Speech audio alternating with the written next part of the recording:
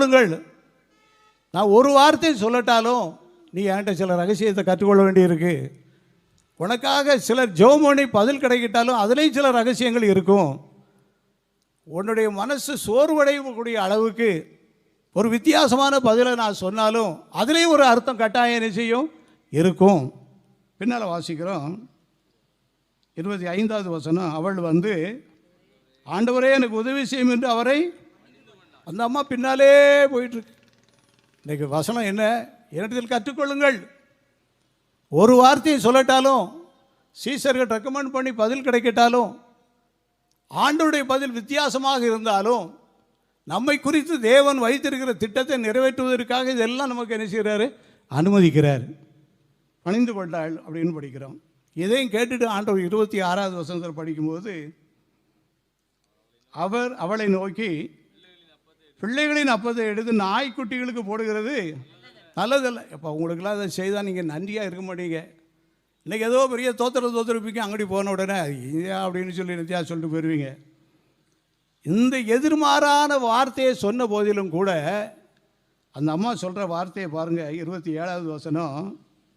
அதற்கு அவள், மெய்தான் ஆண்டவரே, ஐயா நீங்கள் எனக்கு என்னதோ வித்தியாசமான பதில் சொன்னாலும் சரி, என் உடம்பு என் இருதயமெல்லாம் நொறுங்கக்கூடிய அளவுக்கு பதில் சொன்னாலும் சரி, நீங்கள் என்ன சொன்னாலும் எனக்கு நன்மை தான்.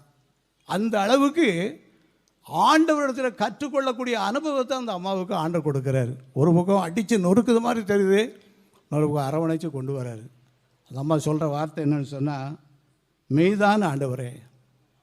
இன்றைக்கு இப்படிலாம் நம்ம சொல்லக்கூடிய அளவுக்கு ஆண்டவர் நமக்கு கற்றுக் கொடுப்பதற்கு ஆயத்தமாக இருக்கிறார். இந்த நெருக்கடி ஏன் வந்துச்சு? அது மெய்தான் ஆண்டவரே. இந்த விலகினம் ஏன் வந்துச்சு? அது மெய்தான் ஆண்டவரே. அது வந்தது நல்லது தான். இந்த சோதனை ஏன் வந்துச்சு? அது மெய்தான். அந்த சோதனை வந்தது நல்லது தான். எல்லாம் நல்லது தான், நல்லது தான், நல்லது தான். உண்மையிலே கடைசியில் அது எப்படி தான் இருக்கும்? நன்மையாகத்தான் இருக்கும். இவ்வளவும் சொல்லி முடிச்சுட்டு இப்போ ஆண்டவர் சொல்கிறாரு, இந்த அம்மாவுக்கு ஒரு பெரிய ஆசீர்வாதத்தை நான் கொடுக்கணும். அல்லேலூயா. ஆண்டவர் இப்போ ஒரு வித்தியாசமான சூழ்நிலைக்கு கொண்டு வர்றாரு. என்னிடத்தில் கற்றுக்கொள்ளுங்கள்னு சொன்ன ஆண்டவர் இந்த கானானிய ஸ்திரீக்கு ஒரு அனுபவத்தை கொண்டு வர்றாரு. ஒரு ஆழமான அனுபவம், நிலைச்சு நிற்கக்கூடிய அனுபவத்தை கொண்டு வர்றாரு. அப்போ என்னிடத்தில் கற்றுக்கொள்ளுங்கள் அப்படின்னு சொன்னால் ஆண்டவர் நம்மளை ரொம்ப காலம், நீண்ட காலம் நிலைச்சு நின்று குடும்பத்தை நடத்த, விசுவாச வாழ்க்கை வாழ, ஊழியம் செய்ய நம்மளை பலப்படுத்துவார். இப்போ சொல்கிறாரு, இயேசு அவளுக்கு பிரதியுத்தரமாக